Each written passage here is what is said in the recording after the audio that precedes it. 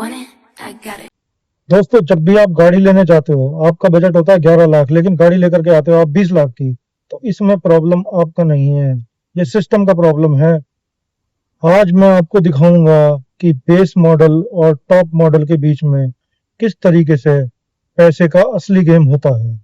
ये सारी बातें मैं हवा में नहीं कर रहा हूँ, मैं ऑलरेडी 5 गाड़ियों का ऑनर रह चुका हूँ और करीब करीब 5 लाख किलोमीटर गाड़ी चला चुका हूँ। और जब मैंने लास्ट में नंबर कंपेयर करे तो मेरी समझ में आया टॉप मॉडल का जंप जो है वो इमोशनली नहीं, साइकोलॉजिकल है। दोस्तों, जब भी कोई इंसान गाड़ी लेने का प्लान करता है तो सबसे पहले वो एक बजट फाइनल करता है। बजट फाइनल करने के बाद वो ये पता करता है कि कौन सी गाड़ी किस रेट में मार्केट में अवेलेबल है। उसके रिसोर्सेज होते हैं सोशल मीडिया पे एड्स, टीवी पे एड्स, या अपने दोस्तों के माध्यम से उसको पता चलता है। जैसे क्रेटा है, क्रेटा का स्टार्टिंग प्राइस 11 लाख रुपए है, तो वो एक 11-12 लाख या 15 लाख का बजट लेकर के क्रेटा के शोरूम पे जाएगा। दोस्तों, जब वो शोरूम पे जाता है तो असली गेम शुरू होता है। स्टार्टिंग प्राइस 11 लाख बोल करके कंपनी के टॉप मॉडल का प्राइस 20 लाख तक चला जाता है। मैं आपको आज ये सारे नंबर्स दिखाता हूँ। मैं इसमें एक मॉडल को कवर नहीं कर रहा हूँ, इसमें मैं बहुत सारी ट्रेंडिंग एसयूवीज को कवर करके आपको दिखाता हूँ। दोस्तों, इस स्लाइड के अंदर हम लोग इंडिया की most trending SUVs Kushaq, Creta, Seltos, scorpion, Thar rocks, Toyota Hyryder और मारुति ग्रैंड विटारा के बेस और top model with price difference सब कुछ आपको दिखाया गया है।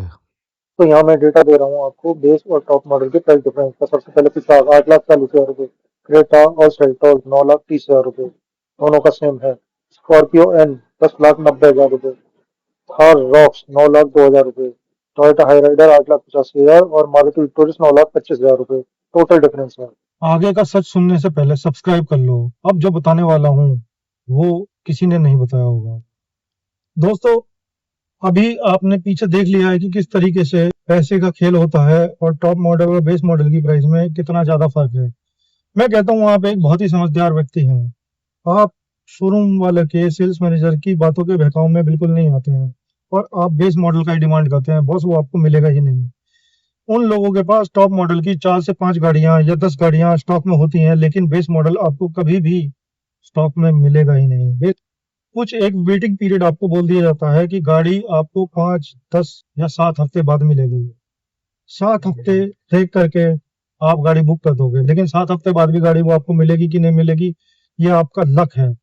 बॉस, गाड़ी नहीं मिलती है, लिटरली नहीं मिलती है।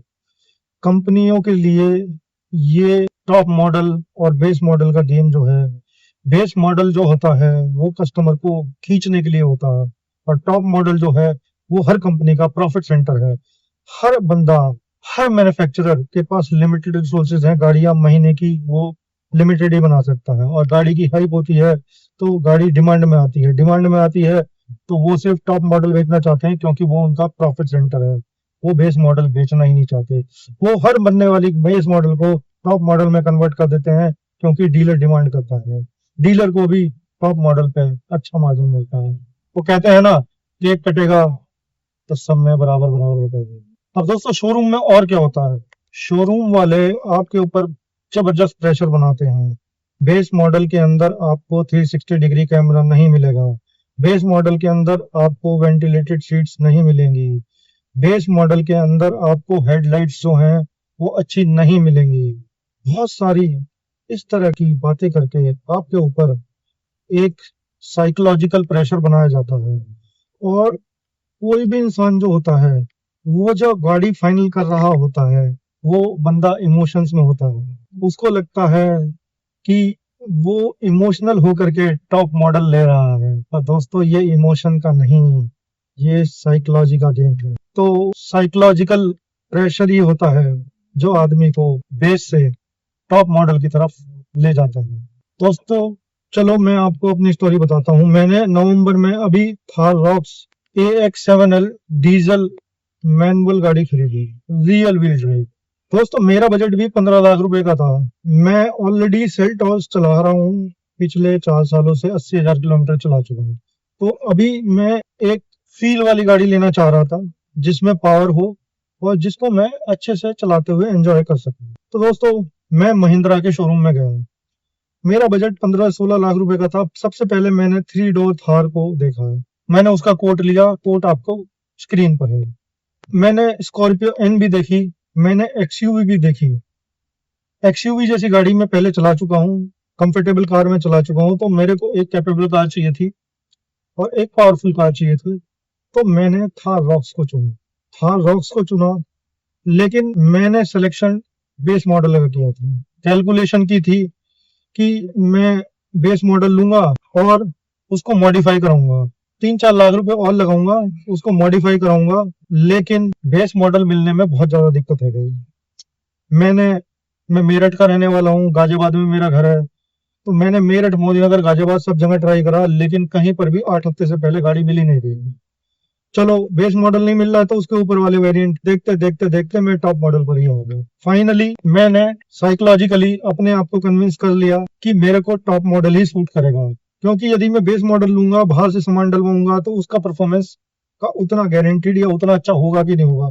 लेकिन कंपनी फिटेड सारे इक्विपमेंट्स जैसे 360 डिग्री कैमरा, वेंटिलेटेड सीट्स, ये सारी चीजें यदि मेरे को कंपनी फिटेड मिल रही हैं, तो बाहर से भी ये सारा सामान मेरे को 3 से 4 लाख का पड़ता है। तो यदि इसके लिए मेरे को 7 से 8 लाख रुपए एक्स्ट्रा देना पड़ता है, तो उसमें कोई मुझे बुराई नहीं आई। मैं इमोशनली भी और साइकोलॉजिकली भी एकदम कन्विंस हो गया गाड़ी लेने के लिए। ये मेरे साथ हुआ है। दोस्तों, जैसा कि अभी मैंने आपको सारे पेपर्स डीलरशिप के दिखाए हैं, अब मैं आपको सच्चाई बताता हूँ। मेरे को AX7L का इन लोगों ने 22.5 लाख रुपए कोट किया है, जो कि मेरे को ज्यादा लग रहा था। तो मैंने उनसे अच्छे से नेगोशिएशन किया। फाइनली गाड़ी मैंने 21,38,000 रुपए में विदाउट एनी एसेसरीज फाइनल की। बाद में उन लोगों ने मेरे ऊपर बहुत ज्यादा साइकोलॉजिकल प्रेशर बनाया कि आप कम से कम 35,000 रुपए की एसेसरीज और डलवाएं, जिनको डलवाने से मैंने साफ मना कर दिया।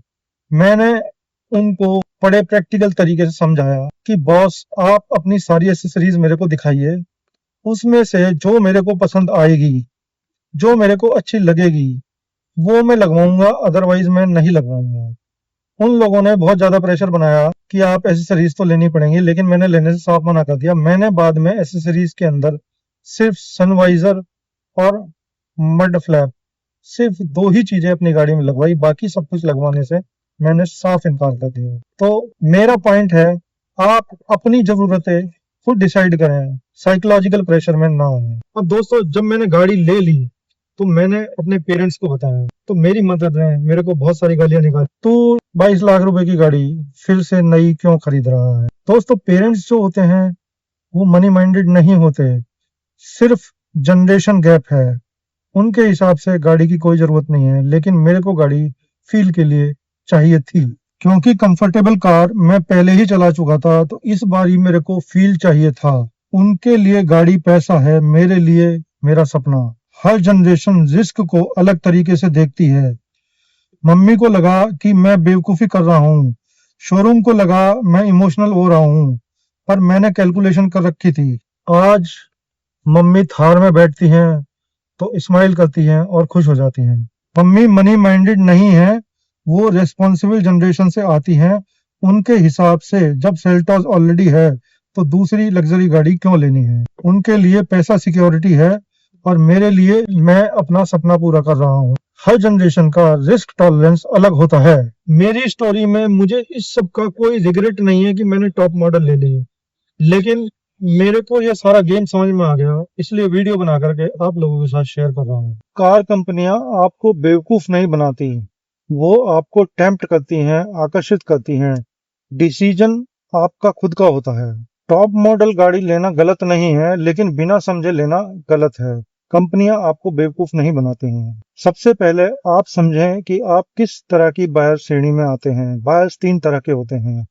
एक होते हैं जो प्रैक्टिकल ड्रिवन होते हैं, दूसरे होते हैं जो स्टेटस ड्रिवन होते हैं, और तीसरे होते हैं जो फीचर्स ड्रिवन होते हैं। सबसे पहले डिसाइड करें कि आप किस कैटेगरी में आते हैं।